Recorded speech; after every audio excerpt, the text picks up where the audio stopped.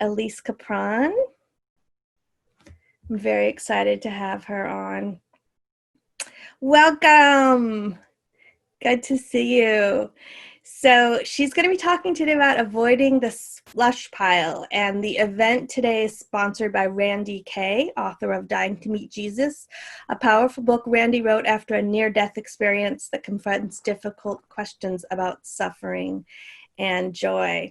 So I've known Elise for a few years, and one of the things I love about Elise is very early on, I think we had this idea for 5 minutes, and I asked Elise if she would be a part of it, and she said, sure.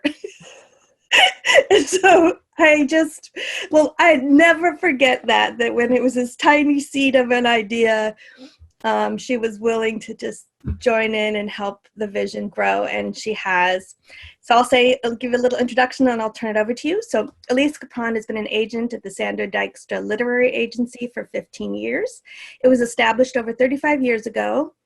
SDLA represents a wide range of best-selling fiction and nonfiction authors, including Amy Tan, Lisa C., Maxine Hong Kingston, and others. They're publishing some really gorgeous work right now. Elise is primarily represents adult literary fiction with an emphasis on multicultural work, as well as narrative nonfiction, particularly by journalists and historians. The SDLA team handles nearly every genre, and you can learn more about the agency at, I'm not going to even try to spell that, dijkstraagency.com, because it will be in the chat, and I know I will mess it up. So thank you, Elise, for joining us. Of course. I'm going to turn it over to you now to take it away to tell people how they can avoid the dreaded slush pile. Great. Well, thank you, Marnie, and thank you, Jennifer, and just the whole team. I know how much goes into this event. And yeah, as Marnie was saying, I mean, last year, the inaugural event was so incredible, and I cannot believe how it all just came together in this magical, magical way, because you are all very magical. And yeah, just really, really proud to be and honored to be a very small part of it. So, so thank you guys so much. And thank you to everyone who is joining us today.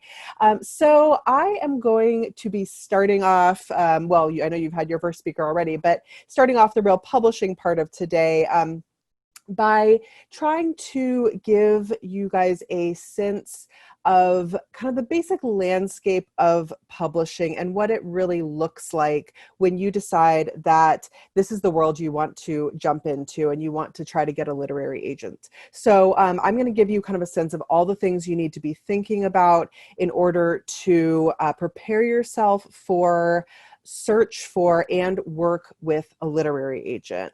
Of course, in a 1 hour long, we won't have time to get into detail into every single aspect of it, but I hope that I can give you the tools to kind of understand what it looks like, the things that you need to be thinking about, so that you can kind of go forward and do additional research on areas that you need to work on, so you can build your toolbox. And so first of all, actually, just to say a bit more about our agency, as Marnie mentioned, we do every area, and pretty much every area, except maybe like poetry, which unfortunately most agents are not able to represent. I wish we could do more in that area, but we do really every other genre. So we do everything from very, very serious nonfiction with a lot of American historians and journalists. We just had Walter Johnson's really incredible book about the history of St. Louis, which was published. Scientists, nature writers, all kinds of people. And then we also have a wide range of fiction, of course, like Lisa C. This is her most recent book, came out this past year. But then we also do tons of YA. We do commercial women's fiction. We do romance. We do horror. We do memoir. We do everything. So whatever you are doing, if you would like to approach the Dijkstra agency, you can just go to dijkstraagency.com and you will see the bios for every person on our team and what each person specializes in. It really is important to go to the right person for your type of work. So you can find all of that there. And that goes for any agent. You always want to look up what they do. But yeah, just to start in on this whole crazy thing about getting an agent, before I jump in, I guess this, first, I do want to just give you a few kind of bullet points of what an agent does and does not do, so that you can kind of fully understand the context with everything else we're about to get into. So first of all, what does an agent do? People think of us primarily as the person who sells your book to a publisher, but we go far, far beyond that in our role. So we do tend to work developmentally with our writers a lot. Now, if you're a new person coming to us, that probably means doing editorial work on an existing proposal or manuscript. But when we have, writers we've been working with for many years, we will also work much more early on to help actually develop ideas, before there's even anything on the page. So we're very involved in that front. We, of course, sell your book, and that is about not just throwing your work out there and trying to find somebody who's going to pay a little bit of money for it, but about really strategizing submissions, getting you into the right publisher who can get your book out into the world in the right way. And you want a good agent who's going to help you on that journey in the best way possible. And once we do find a publisher for you and go through that whole submission process, which we will talk about what each of these pieces looks like in more detail later on, we do, of course, negotiate your contract, which is really important, especially these days with contract language is so vital in terms of understanding how rights are being used and that sort of thing. So we protect you on that front. And then after the book has been sold as well, we completely stay involved in the life of that book. That's where we really start becoming, career consultants and managers. So we are watching over things, kind of being your guardian angel, I like to think of it, through the whole process. So after your book is sold, we very much stay involved with you and your publisher. We make sure that communication is happening, that everybody's on the same page, that things are staying on track. We make sure that we have seen marketing plans for your book from the publisher. We're arguing about cover art. We're just making sure that your book is being taken care of before, during, and after the publication process. So all of that is something that we're watching over. We also do things like subrights. So that's about, when we can, about licensing rights to your books in other formats or territories. So a lot of agents, and definitely the Dijkstra agency, were involved in things like translation rights, film rights, stuffed animal rights.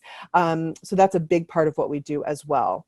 We also come in to mediate when things go wrong, and things do go wrong all the time. Publishing is a long journey that can have a lot of bumps in the road, and an agent is the person to really be there and to try to help you along the way. What does an agent not do? There are a few things that I find that a lot of writers think an agent maybe is supposed to do, and there's kind of some lack of clarity there. So just to clarify the services we are not able to offer. While we do tend to be editorially involved, agents are not editorial services. So don't think of us in that way. And I mean, we do as much as we can. Some agents work very, very deeply editorially, but don't count on us for that editorial service. That is not our role. We're not publicists. That's a whole full-time job on its own. I know there are a few agencies out there who also have kind of built-in publicity services, but that's pretty rare to find. So don't count on that from your agent. I know that actually coming up, we have some great talks coming up specifically about publicity and marketing, so you guys can learn more about that with those talks. And while we are career managers, don't expect that to mean that your agent is going to be an expert on every aspect of what you're doing. Our expertise comes in, of course, in anything related to your writing life. And that can be a lot of different things. For example, I will sometimes submit a short story for one of my authors if we're trying to go to a real big place like the New Yorker, things like that. So we're there for all of that. And we want to know what you have going on too, so that we can really try to coordinate efforts and really help build that solid career path for you. But that doesn't mean that we're going to be an expert in something that's very far over outside of your writing life. What we always do, what any agent is going to do, is kind of look at where our expertise lies and also where we can help add value for you. That's kind of the big question we're always asking ourselves. But yeah, in sum, we're your advocates, we're your career managers, and we're your teammates in the publishing process. And that teammate term is really, really important to keep in mind, because the journey of publishing, I think, really is about creating kind of a publishing team or publishing family who's going to help you all the way through the process and help you get to that satisfying point with that finished book in your hand, and that finished book that actually gets out into the world and finds its audience. So having that solid team around you who really understands your work and who you're on the same page with becomes really vital. And so you want to get that right from the very beginning by finding the right agent for you. So now to jump into the actual agent part of it. Well, actually, first, there is a question that I do like to bring up anytime I start this kind of agent talk, is this question of, do you need a literary agent? And, that's something to keep in mind, like as you go forward. I think a lot of writers do kind of get fixated on really just absolutely needing to get an agent, and not everyone does. So, I believe in keeping all doors and avenues open on your writing journey, and just always keeping in mind what may or may not be the best path for you, and being realistic and honest about that. So, for example, self-publishing is a more vibrant area than ever, and if you do it in the right way, can be incredible. So that's always something you want to keep in mind. And some small presses or indie presses, they don't require an agent to be involved. So, again, just to keep in mind as you go forward on your journey and kind of continue to analyze what may be right for your particular book or your particular writing career. Now, if your priority is to be published by Random House or Simon & Schuster, or to be reviewed in the New York Times, then yes, you absolutely 100% need an agent. Any big publisher is going to require, except maybe in tiny, tiny, minuscule exceptional cases, that you have an agent on board, and they won't even accept your project without an agent. So in most cases with a big publisher, you absolutely want and need an agent on that journey. So going into all of this, you want to be thinking about your priorities as a writer, where you want to end up, what's most important to you. So once you do decide that you do want an agent, this is the journey you want to either like try out, see how it goes, or that you're definitely committed to, how do you really know that your work is ready before you start looking for agents? First of all, of course, this is going to sound obvious, but you'd be amazed at the kind of submissions I get sometimes. Have you truly polished your work? Are you sending out your project 2 weeks after NaNoWriMo? We get a lot of submissions the week after November, when everybody's writing their novel in a month. That's not the thing to be doing. You really do want to put your work through several revisions, and serious revisions, before sending it out into the world. Again, I realize that sounds obvious, but people don't do it all the time. Are you part of a workshop group, or do you have beta readers? Are you really taking that part of it seriously? Are you working on a platform early on before you even approach agents? Platform, I know people get kind of scared of that word. With nonfiction, that's about your mailing list. That's about really defining who your audience is. That's about knowing how to reach those readers. For fiction, it's just as important. And that can mean more like, are you getting published in literary magazines? Are you building certain connections? Are you getting blurbs from well-known writers? You want to be thinking about all of that early on. The more you can bring to the table when you do approach an agent, the better position you will be in. Are you also working on being part of the writing community? This is truly a community. The more we all can support each other, the better books will do. So are you, of course, I know we can't right now go to physical events, but are you going to readings, at least virtually or in person when it's not COVID? And are you supporting other people in your writing network? Those are the people who later on will come and buy your book. So always be keeping that in mind. Keep in mind that network and that sense of community that you're fostering for yourself. I mentioned getting blurbs. So are you developing relationships with well-known writers or mentors that can be hugely helpful down the road? And are you developing a good sense of what kind of publishers might be a good fit for you? That's also really important. And I know that maybe some of you are thinking, well, isn't that the agent's job? But what you want to be doing early on is to be developing any level, even if it's kind of a basic one, level of savviness of where your book and also just you as an author fit in on kind of the what I call the literary spectrum. Where do your books really fit on the shelf? Again, the more knowledge and kind of level of comfort you have with that, when you approach an agent, the more an agent will see that you are someone who is informed on the industry, who understands who your audience is and market it is, and how you can really be a team player on this journey. And that can be very, very appealing to an agent. And that really is, very simple. It's really just about starting to pay more attention to the books that you're reading and that you might compare to your own work. Start looking at who's actually publishing those books. That will help a lot. And on that front too, do make sure you're reading. That's an important thing. I know some writers do say that they don't like to read as much when they're actively writing because it kind of messes up their process. And I understand that, but do make sure that you're reading books that are coming out now that you might compare to your own work. Because again, you want to understand the market that you're about to jump into. I actually do recommend also at this early stage, even keeping a list of 10 to 15 books that can be an evolving list that you kind of compare to your own work. And that doesn't necessarily mean that the writing style is exactly the same, but it's in terms of thinking about a book that speaks to that same type of reader that your book speaks to. That evolving list, just keep on the side of your bed, will come in very, very handy when you write your query letter and when you have future conversations with an agent. So how do you start thinking about the agent process and starting to build a list of agents? It's a huge world out there. There are like a million agents. There are so many of us. And it's a lot to wade through. Also, agents, we don't need any specific credentials, to be honest. Anyone can be an agent. So how do you really know that you're approaching the right people and build a list that's right for you?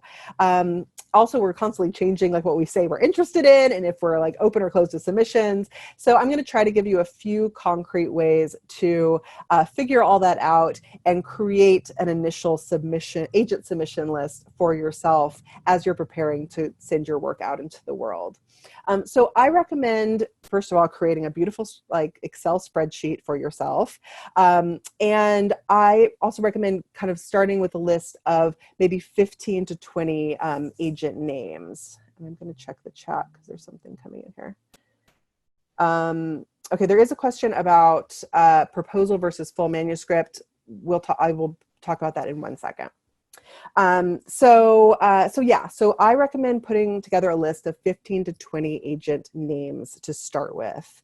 There are some online resources you can use, although there's a lot of online resources I don't really trust. So first of all, the kind of wonderful old school way that I still believe in is that list of those books you were keeping that were comps to your books on the side of your bed. You can, first of all, be looking at the acknowledgements page of those books. That's actually a really wonderful kind of tried and true method to start name building. And before we had any online resources, this is what everybody did. If any of you don't read the acknowledgements page of your books you're reading, you absolutely should. They're a treasure trove of information. They, in most cases, include like the whole team who was involved in the life of that book. So you can definitely check the acknowledgements page for those books. Usually the agent will be listed there somewhere. Also, there are online resources such as agentquery.com, but my personal favorite online resource, and the one I highly recommend all of you look into, is called Publishers Marketplace. Publishers Marketplace is a fantastic website. It's really kind of considered the definitive information source for publishing. There are a few reasons that Publishers Marketplace is valuable to you. Number one, they put out, this is something I recommend everybody subscribe to, they put out a free daily email newsletter called Publishers Lunch, which is a fantastic way to do that thing I talked about a few minutes ago of starting to get savvy on publishing. So this is how you can see what's being published now, but also you can start to understand kind of the conversation going on in publishing. At this time, you can see the latest on what's going on with Amazon. You can see who won which big award. So that newsletter, Publishers Lunch, again, it's free. There's a paid version, but you can get the free version. It comes into your inbox every day. You can just start reading that and get a sense. It's like a 1 to 3 page email. Start to get a sense of this industry that you want to be a part of. Now, in terms of getting agent names, Publishers Marketplace offers a paid membership, which is, in my view, completely worth it to subscribe to for 2 or 3 months while you're doing your research. I think it costs something like $25 to $30 a month. And with that, you get access to the Publishers Marketplace deal archives. So there you can search deals by subject, by keyword, by publisher, by agent, by whatever you like. And you just have access to all of these reported deals. So you can actually see what agents are doing your area. And then you can also do research in terms of looking up those agents and seeing what else those agents are doing and just making sure it feels like a good match. So Publishers Marketplace is my number one online resource recommendation. There are certainly plenty of other ones out there, but just take any of those, a lot of those websites with a grain of salt. And by that, I mean websites that promise that they're going to give you like the definitive information on any agent of what they're looking for, or that they're going to match you with agents. I have just seen a lot of misinformation on those websites. So once you do start to get your names, and actually a couple other ways to get some names are by recommendations from other writing friends with experiences they've had, attending events like this, getting on Twitter. Twitter is a huge, huge place, as you probably all know, for general publishing chat. And a lot of agents are tweeting constantly. I'm not as active on Twitter as most, but most agents make themselves extremely accessible on Twitter, and you can really start to get a sense of their personality and what they do.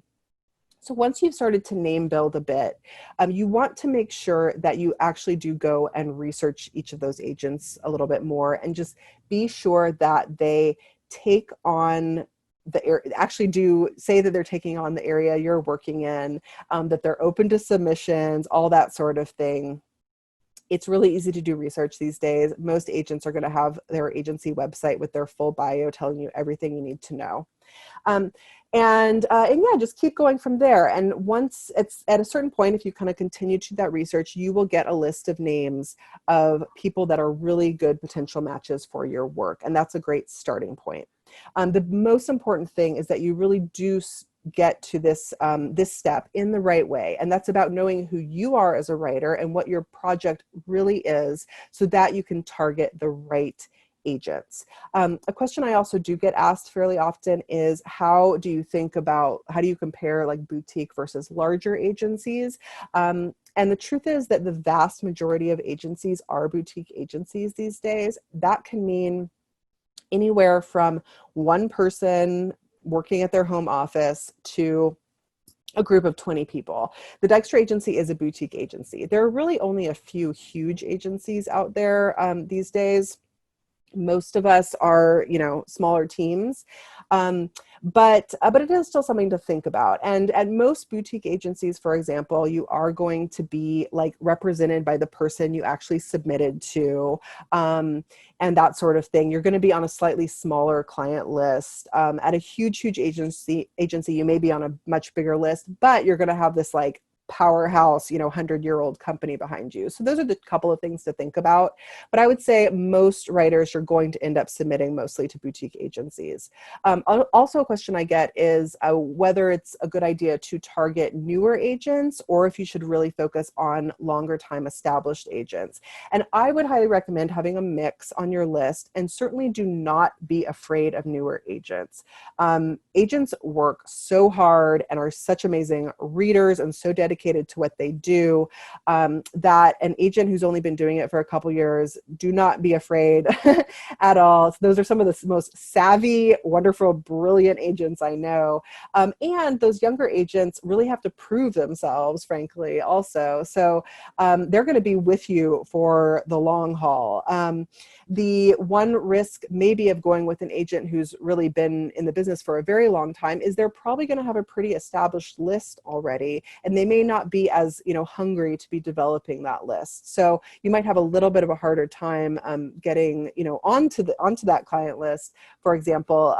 But having a mix and really being able to test the waters is certainly the way to go. So how do you get an agent to notice your submission? Most agents are getting literally hundreds of submissions every week. That certainly is true for the Dijkstra agency. And the vast, vast majority of them are unsolicited submissions. I kind of miss the days when, when we still got hard copy submissions, because at least then I was getting all of them. They were in a pile. I had to take them home on my Saturday morning, and I couldn't walk my dog until I got through a certain portion of them. Now everything's coming on email. Everything kind of looks pretty similar. Everything's going into a folder on my my Outlook, and it's kind of becomes a black hole. So I think these days it's even harder to stand out amidst all that. So there are some things that you can really try to do to get attention and stand out from that slush pile. Also, for this reason, I do want to say up front that I really, in today's publishing world, I really would dissuade you from doing exclusive submissions to an agent. That used to be kind of more of the norm, that, you would first maybe give exclusive consideration to one agent. These days, most agents are going to assume that you are doing a simultaneous submission to many agents. The only time you ever want to do an exclusive is if you have developed some special, particular relationship with that agent. That's really, really the agent you want to give first dibs. In that case, be sure that they know that you are giving them an exclusive, and that's really clear, so that they can try to kind of move your project along a little faster. But the downside is if that's not clear, or if the agent is just overloaded with submissions, you may end up getting stuck waiting for a few months when you could be getting other feedback from other people. So I always, always recommend simultaneous submissions. So how do you capture an agent's attention? There is the big, big, big important thing that stresses everyone out and completely merits that stress, called the query letter. Now, the query letter is a one-page letter that is the initial communication with an agent where you pitch your project. I'm sure a lot of you watching this have written or sent in a query letter before. And I know they can be kind of agonizing to get just right, but it really is important. This is essentially your business letter, making your first introduction, and it needs to be a professional letter that also helps you stand out from the crowd. So what are some things to think about with that query letter? First of all, it is a one-page letter. Really do try to keep it to one page. I know with email, it's easy to kind of slip over into longer, but I think that agents' attention spans are well-timed for one page of text. And really, one page is generally enough for you to give the agent all the information he or she needs to really understand your project. And that's kind of one way I like to think about the query letter that I think makes it a little bit less intimidating is, instead of thinking about it as, these few paragraphs I have to do that's like make or break with an agent, think about it in terms of a toolbox. It is truly a toolbox where you are giving the agent what she needs to understand your project and the work you are doing and who you are as a writer and a person in the world. Because what I want to do, my goal with a query letter, is that I want to be able to read that one page and to get in the same headspace as you. I want to understand what you're doing, what your goals are with your work, what it is that you're really putting out into the world, so that when I read those opening pages, and in most cases, we'll talk about this, but in most cases, agents do want the first, like 5 pages along with your query letter. When I enter those pages, I want to understand what I'm reading. I have query letters I get where I don't even know if it's fiction or nonfiction. And sometimes seemingly well-written query letters, I literally can't figure it out. And so when I go to the opening pages, even if they're well-written, if I don't understand what I'm reading, and this really does happen more than you would think, then I don't know how to work with the material. I don't understand how to interpret it. And I don't understand how to interact with it. So that can sometimes be a make or break issue with that query letter, and can end up, ending the process right there, just because I don't understand what the material is. So that's why it is so important. So yeah, it's a 1-page letter. It should be 3 to 4 paragraphs. And we can kind of break up this letter into different sections of what each paragraph should be and how you can think about it. There is one, I'm going to steal one thing from another agent named Catherine Sands, who came up with this really lovely little way to describe the pitch letter that I like. And it's kind of a nice way to think about it. So she likes to say that a query letter is the hook, the book, and the cook, which kind of separates it into little sections that are kind of easier to digest. So what does this mean? So the opening, and I should say too, there's no one exact formula for a query letter. It's going to be adjusted for each project, for the type of stuff you're working on, and for what, big, exciting stuff you have to say. These are general guidelines. So that first section, the hook, this is where you are going to tell the agent the most important stuff you don't want them to miss. I kind of call it like signpost information or tentpole information. So first of all, I want to know if there's something like really exciting. Like, have you approached me for a particular reason? Have you won a big award? Do you have a really like a blurb from somebody really well known? That's the stuff I don't want to get buried later on in the letter. So any of that stuff can come right up in that very first paragraph. It's also a great place to give title, word count, which is important. If your manuscript is 30,000 words or 300,000 words, that does matter, and it's something I need to consider. So that becomes important. Genre, and then usually a little tiny like kind of elevator pitch can go in that first paragraph as well. Again, this first paragraph I would say is the most malleable, kind of depending on your project and like what exciting stuff you have to say about it, but it should be the stuff that you don't want the agent to miss. I do regularly see people who put like some really, really awesome blurb in the very last paragraph of their letter, and an agent may or may not get to that. So that's the first paragraph. The paragraphs 2 and or 3, so kind of the middle of your letter, that's where you can really focus on the book. So that's where you get to tell me some of the synopsis, you can get into the themes, how much time you need for space you need for that synopsis. Again, is really going to depend on the type of project you're writing. I know a high fantasy is probably going to need a little more explanation than a self-help book with a very, very specific focus and hook to it. So that's something you really want to work on. In terms actually of really polishing and getting right the synopsis part of your query letter, a great exercise that I always recommend is to practice 3 different lengths of synopses or pitches. And to really work on these, like keep working on them, get people's feedback on them. One is your elevator pitch. So your just little tiny 1 to 2 sentence pitch. I mean, literally what you would say about your project if you were stuck in an elevator with someone. Your second is that 2 to 3 paragraph version. And then you also want to have a really solid, like 1-page synopsis of your project as well. The reason I recommend these different lengths is because when you've been in your office, in your home office, working for 2 years on a manuscript, you know, you are very much in that world you've created.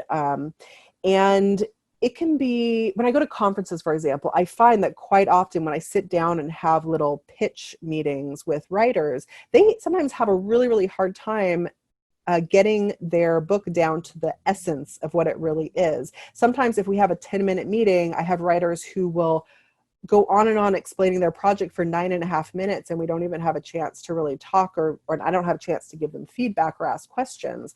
So if you can practice these different lengths of synopses, then you can really, really get a handle on how to talk about your work, how to figure out what is absolutely essential to include when you're describing it and what is not. And it just gives you more and more comfort in terms of being able to also pitch your book to other people if it comes up in conversation at a party, and really make use of connections you make with people at events or whatever the case may be. So I highly recommend that. And that will come into play when you're writing your query letter. And then the last section of your query letter is the cook. So that's you, the author.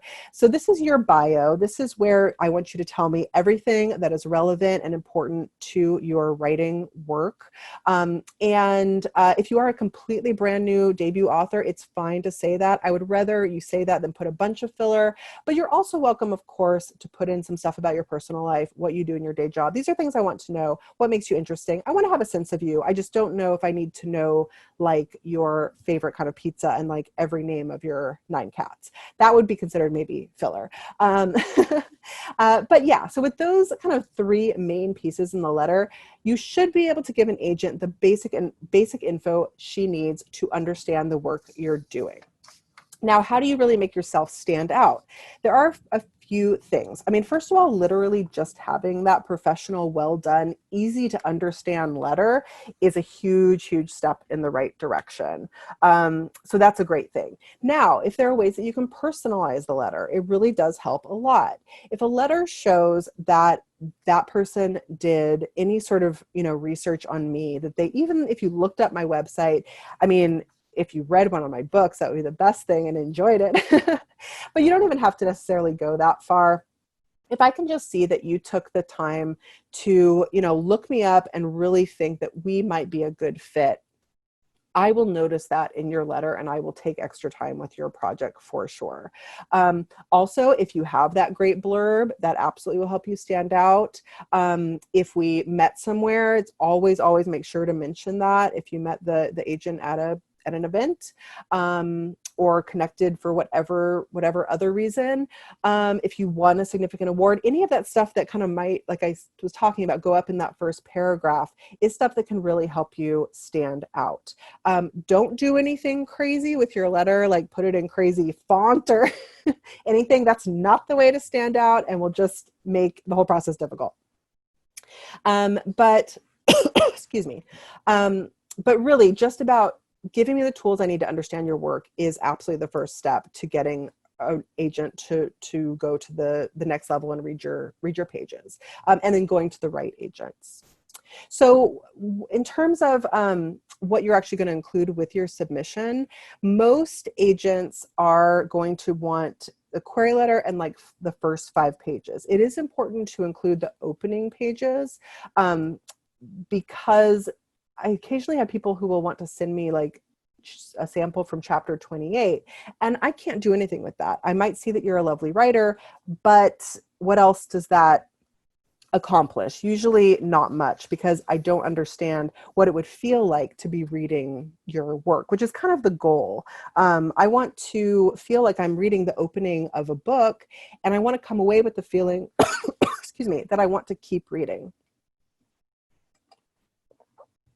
The things that you should have ready for when you, for if an agent requests more material from you, is you do first of all want to have a finished manuscript, at least, and I'm talking for fiction right now.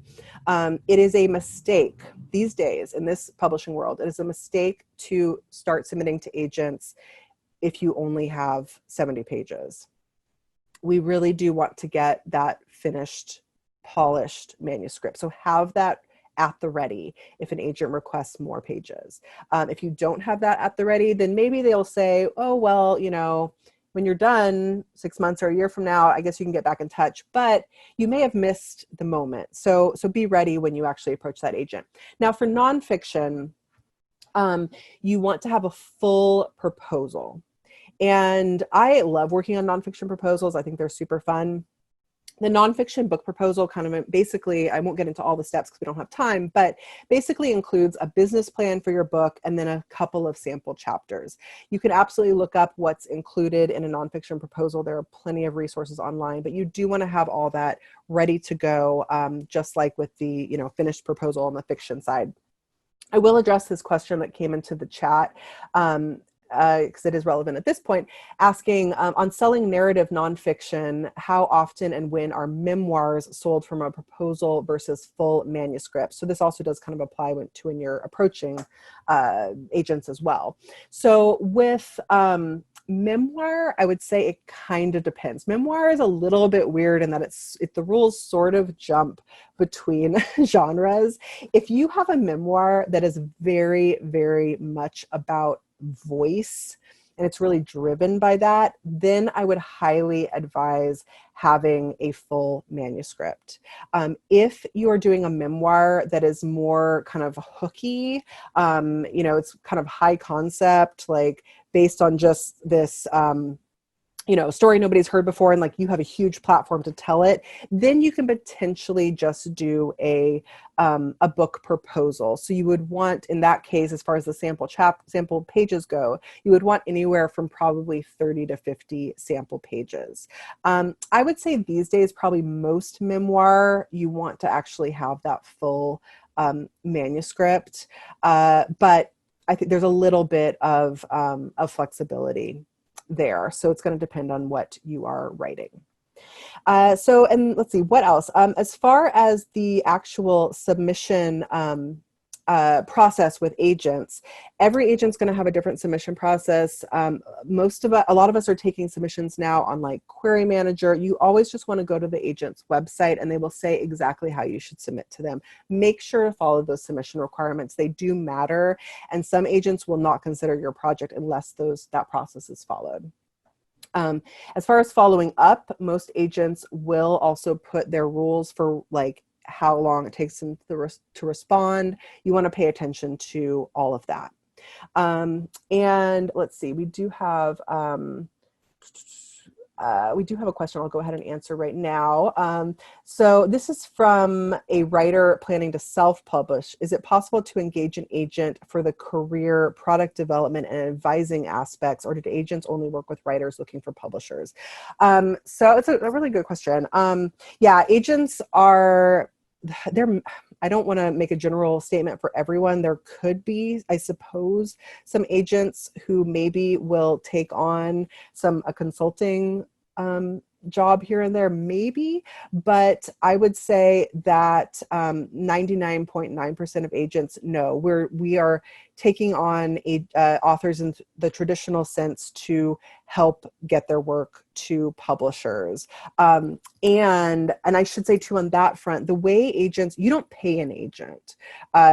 You should, if an agent ever asks you for money up front, don't work with that agent, or at least really, really look at why they would be asking for any money and what you're getting for that. And that would be an unusual situation if they are asking for that. Agents make a commission. We make a 15% commission on anything your book earns. And that is why it would be very kind of unusual for us to take on anything in kind of an actual consulting capacity.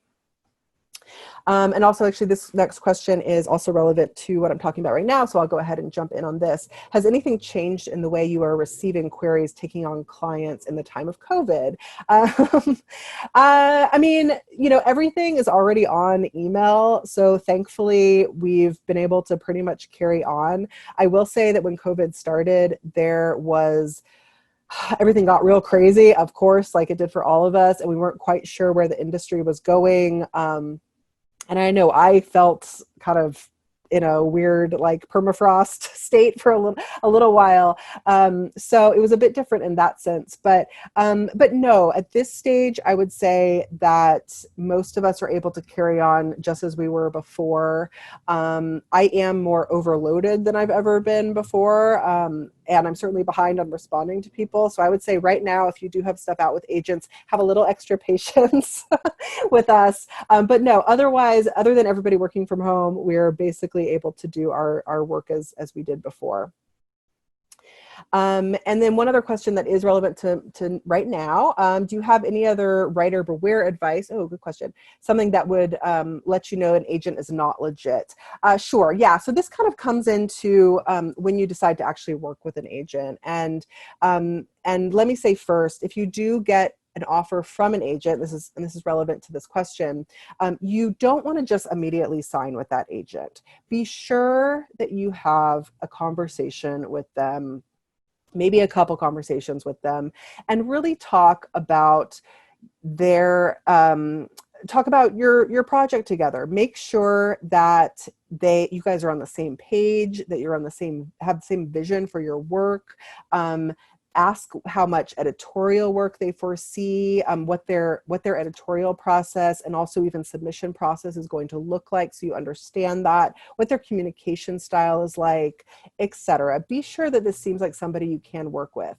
At that time, if they do offer you a contract, you also really, really want to pay attention to that contract. And this is probably where it comes into play in terms of knowing if an agent is legit or not.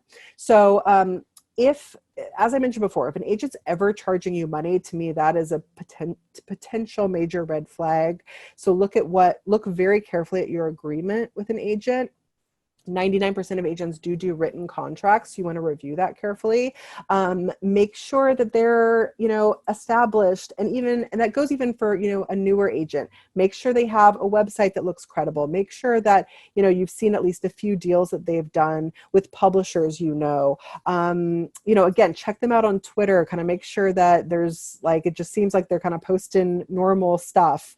It's pretty easy to, I think these days, kind of see if there's bad kind of negative talk swirling around an agent. It very, very rarely happens, but there have been a couple of very strange situations this past year that I won't get into, but with a couple of not very credible agents. So you do just want to do your homework and be sure you're absolutely comfortable with that person before signing that with them. And then once you start the relationship, if something does seem a little off, talk to them first of all. And if you do just get a bad feeling and feel like it's not a good fit anymore, you can end that relationship. Sometimes it's better to end the relationship before you get too far and before you've sold your book and developed a whole career with that agent. Because once an agent sells your book to a publisher, they are the agent of record. So it's kind of like a marriage. You will be involved with that agent potentially for a long time. So you want to be sure it's a good fit before you get to that serious level. Let's see. So, oh my gosh, we have questions rolling in. Okay, so in terms of the submission process and response time, we are in a world where, unfortunately, a lot of agents are overloaded, and some agents actually have policies that they don't respond unless they're interested in a project. And I know that is crummy. I know that sucks. It's just kind of the reality. But again, so pay attention to what the agent states as their response time, wherever you're submitting, whether it's Query Manager or on their website.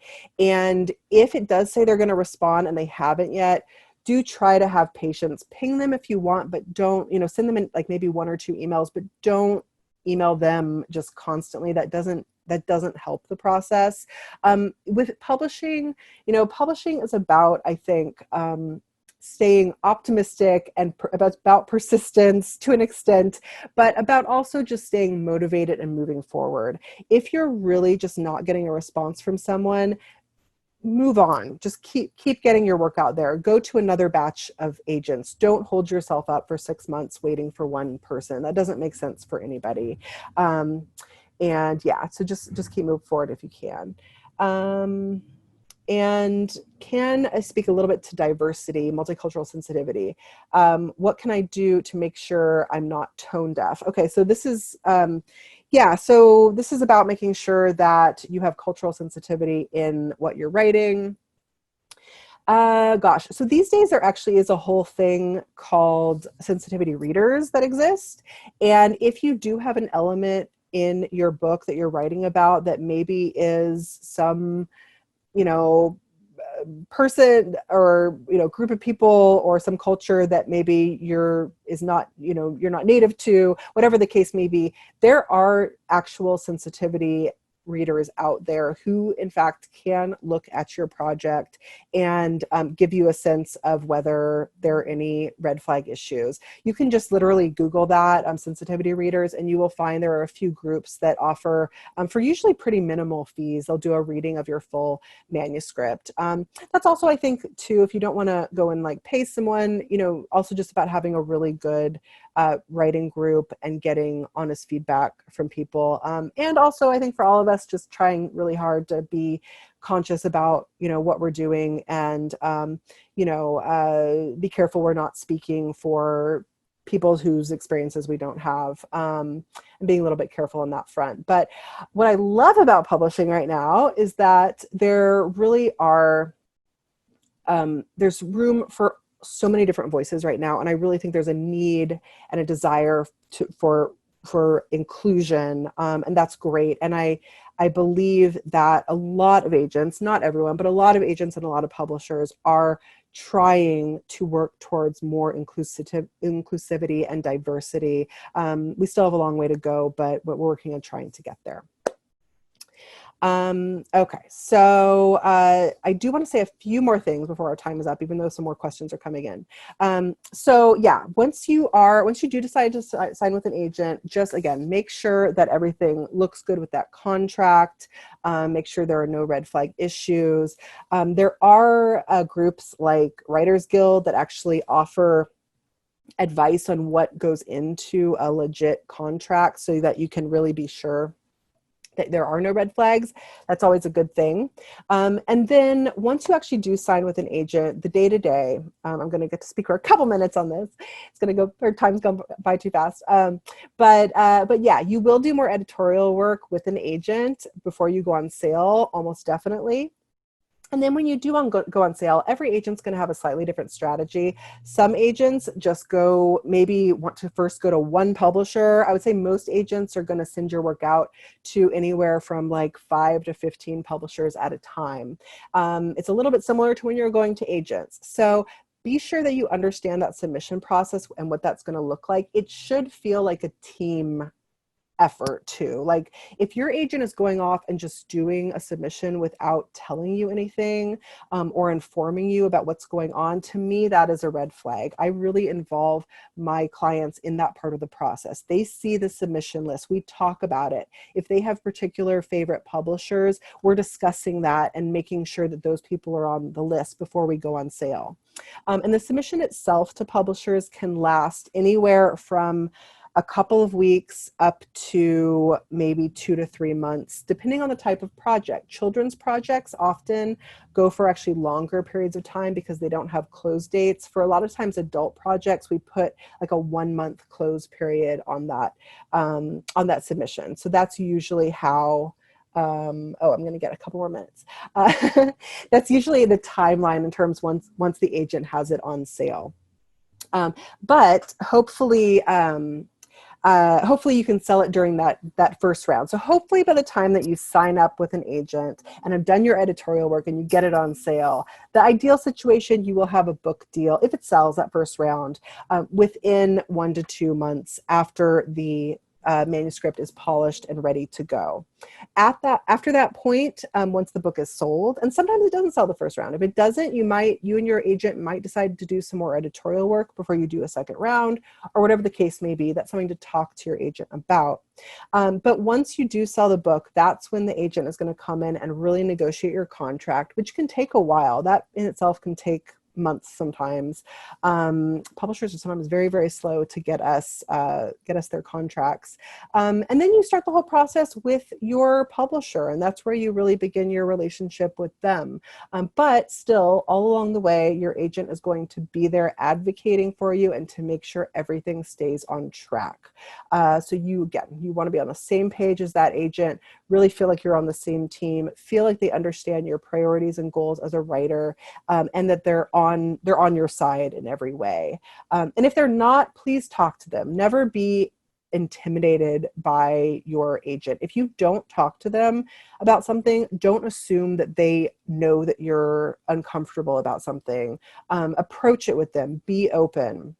That is the way to have a successful relationship with your agent. I'm going to see if I can answer one or two more questions here. And what trends in nonfiction are you seeing right now in publishing? Oh gosh, I don't know. Actually, I don't know if I can answer that so much because it really depends what area we'd even be talking about. I mean, as an agency, and just for my own list, I work with a lot of historians and journalists, and I personally love like cultural histories, and I think there's still a really big space for that. And then right now, just trend-wise, I really do think that like publishing realizes it needs to evolve and that we need more inclusivity. And so we're working more and more towards that. And what am I seeking right now? What makes me excited to sign an author? I'm seeking more, I'm looking for fresh voices in fiction, and then I'm seeking more interesting like cultural histories, science, journalism, just I want really, really good writers on topics that are important in the world. That's what excites me personally. What makes me excited to sign an author is, gosh, let's see. I mean, I'll say this, for all this talk we do about, having, the query letter and like just having the whole manuscript ready to go and all that, I have to admit that most projects I sign, I know within the first 5 pages that I want to represent that project. And it really does seem for me to kind of just click on this base level. And a lot of times that's just, I think, kind of an intuitive thing. Like maybe it's by someone who is doing really cool work in their own field that I just think is super interesting and unique, and they're developing a great platform. And this is the big book that takes everything they're doing and brings it to a readership. And that can be really exciting to me. And then as far as, or it's just a story I haven't heard before, some like history I didn't know about that, with nonfiction, I should say, you always want to convey what is new about the work you're doing. So even if it's a story that we think we know well, if you are casting new light on it, that is what becomes really, I think, essential and appealing to me or any agent. As far as fiction goes, fiction is much, much more personal. For me, I'm totally a voice and character person. So I just want to fall in love with that narrative voice right from the get-go. And I get totally locked in. Even if the manuscript ends up needing some work a little bit later on, as long as we can get to that finish line eventually together, then I am totally on board and excited. But yeah, there's something about it. I mean, it's just like, and this is how you can think about it, it's just like when you go into the bookstore and you don't know what you want to buy, and you pull a book off the shelf and you read the first page and you decide whether to spend money on it now. I mean, that's the whole publishing industry in a nutshell. And that's what I'm looking for, is that feeling of immediately being compelled by something and falling in love with it.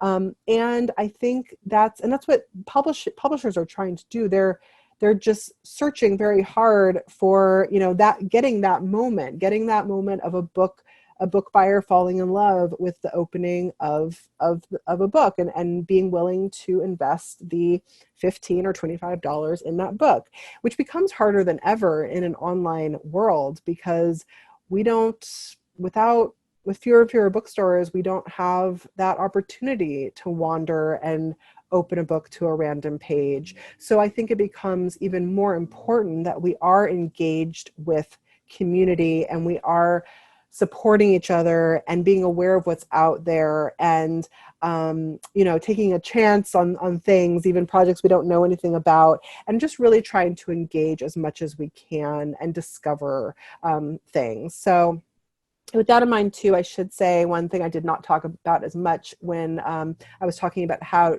really approaching agents is one way that you can put yourself out into the world and is to make yourself visible to agents, because we always are out there reading and looking for those exciting new voices, whether they're coming in on that slush pile or really ideally, if you're already out there in the world, getting people to read your work. So if you have articles that are getting published, op-eds, even reviews of other books, if your name is out there and you're putting your work out there to be discovered, agents are going to see it. And often, every single week, I am writing letters of interest to people whose work I've seen out and about. So this is where you completely avoid the slush pile, really, whose work I've seen published, who are doing really, really cool stuff. I've been reaching out to a lot of really interesting young activists lately, whose work I just love. Who are doing interesting art projects and writing and giving TED Talks. So there's all this cool stuff. So the more that you make yourself out there, make yourself visible, the more you can be found. And the more you can, avoid being that unsolicited submission, which can be kind of the toughest route to go. But even if you are on the unsolicited submission track, by trying to make an organic connection with an agent, and also being clear and focused about your work and understanding what it is when you approach that agent, you can really, really take several steps forward in potentially getting their attention and finding the right match. So I have a minute and a half left. So I think, Marnie, I guess I will end it right there. But thank you guys so much. And I know that you guys have lots of great stuff to come and lots of other things to think about. And any of you doing the pitch sessions later, I really, really look forward to meeting with you.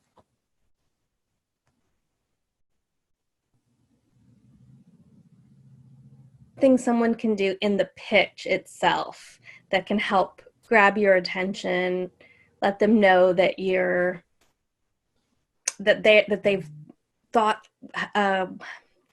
really thought through their pitch. What do you look for in a pitch? Are we talking about the verbal pitches? Yeah. Yeah. So in a verbal pitch, I would say the biggest thing is to try, if you can, to just make it feel like a conversation. Sometimes actually less is more in terms of information. I was talking earlier about how some conferences, if I have a 10-minute meeting, the writer will go describing their project for 9.5 minutes. Instead, get it down to that elevator pitch and then turn it into a conversation. The agents will be asking you questions too in that pitch, and you can kind of go from there, let things evolve in an organic and natural way.